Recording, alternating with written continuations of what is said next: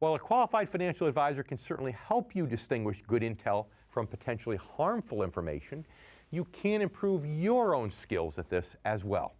And we'll talk about that a bit later on the show. But right now, I'd like to welcome our first guest, author, entrepreneur, and former Fox News analyst, Tobin Smith. Tobin has been with us on the show before. He's the founder of ChangeWave Incorporated and InvestorPlace.com. He's also the author of several books and a former financial commentator for Fox News. Toby, welcome back. David, good to see you, lad. Of course, I love it when you call me lad. That's perfect. It makes me feel young again. I like that. Exactly. It's funny, we're talking, of course, as you know, about bias in the financial media today.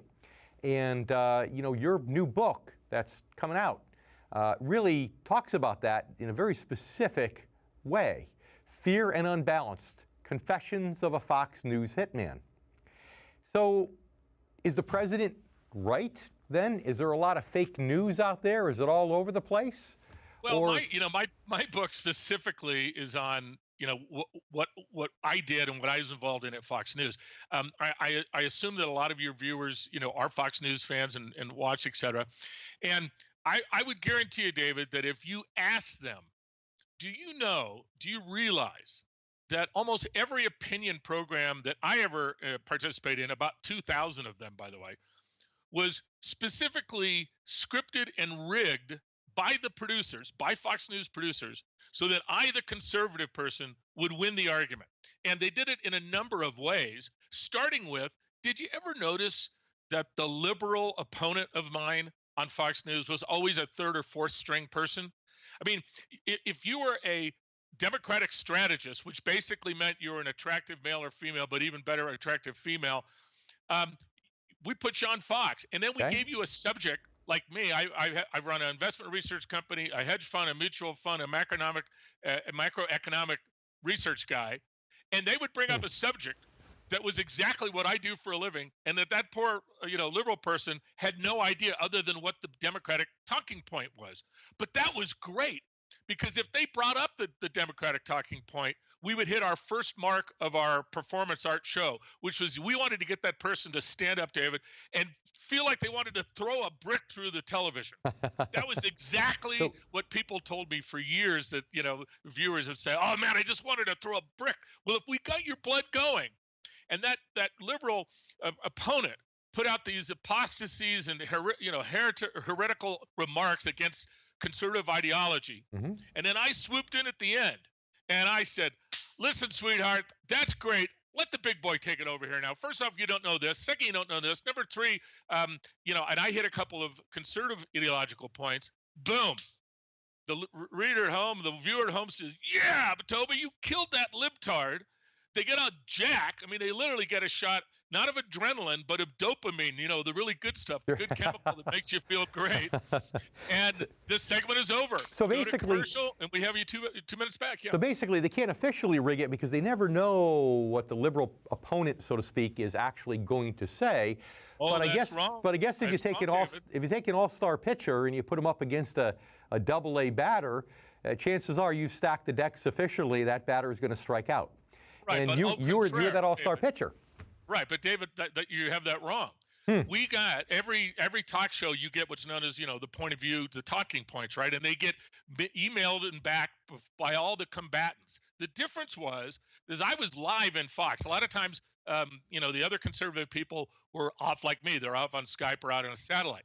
I was in studio and I was in the production offices, and at 4 o'clock when everything was all tied up, then I would get my final instructions. I would get the final point. I would see what the final point of view from my opponent was. And then the producers would give me these script that basically say, here's how you kill him. Here's what I want you to hit. Also, remember that Roger Ailes, God bless him, was the one who gave out the talking points for the shows. Every day, the executive producer would get, we call it the RTBs, Roger Talking Points, RTPs. And that's what our television show was about. And that was because Roger had his finger right on the pulse of the conservative, small-town, rural viewer who was our core audience. So if we took what we know was going to tick them off. So Toby, we need to take a quick commercial break. I want to hear a lot more, but stay with us. We'll be back in just a minute, okay? And for Income Generation members, you stay with us also. We'll be right back with more from Tobin Smith. I'll talk more about ways to improve your financial literacy in just a bit. But right now, I'd like to welcome back to the show Tobin Smith.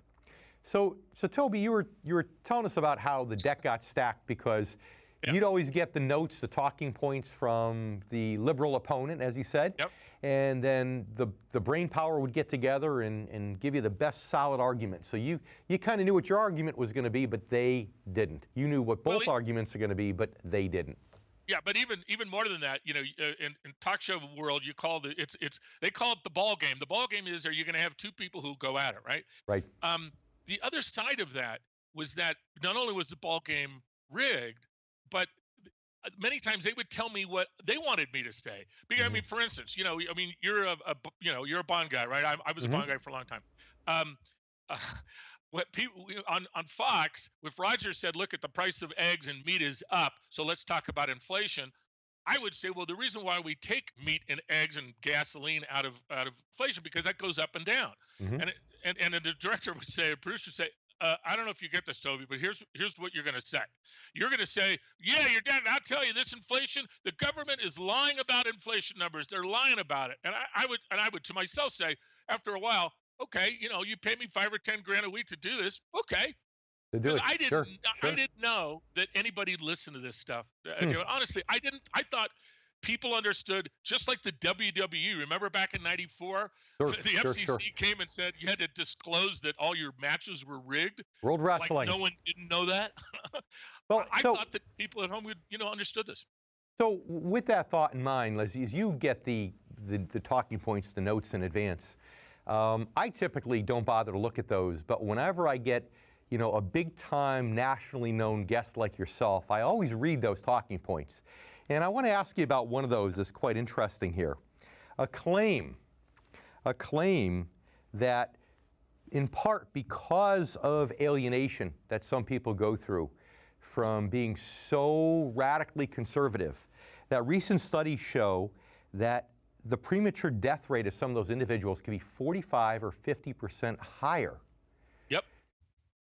So in essence, you contributed to the deaths of a lot of Americans. How is this possible? Help us to understand this. It's absolutely true. And I didn't really, first off, when I left Fox, there was a movie that came out called The Brainwashing of My Dad. And it was an 80-minute documentary that went through what happens to someone when they go off the cliff. Remember, when you go off the cliff at Fox News, that means you're over 68 years old. Their median average age is 68, which means half of the people are older. When you start watching 2 to 4 hours, that's the average that Nielsen says. That's a lot. You know, what I would call the Fox News addict is. Then what happens is you become desocialized. And many times, and I've done studies across the United States that 1 out of 5 people know of someone who's become so hyper-radicalized that their family doesn't want to spend any time with them. Their friends, they become ostracized. When you become ostracized, when you're 68 plus years old, you become chronically lonely. And now we have 3 recent research deals that says the number one way you become chronically lonely is pushing away your friends and your family. And one of the top ways you do that is when you become that angry, always pissed off, always outraged person that frankly just no one wants to be around. I mean, so we've connected the dots. We're doing more research on this, but this is BYU, this is San Francisco State, this is the UK. The chronic loneliness kills more people in the United States over 60 years old than obesity. Certainly more than, you know, addiction to opioids, et cetera. It is an absolute epidemic. And it can't help it happens to older folks perhaps more easily than any others, if you think about it.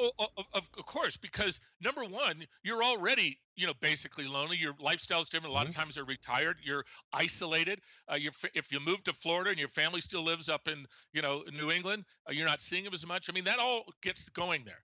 But once you sort of become this person that's always angry, that uses the N-word when they never used the N-word before, and uses all the terminology.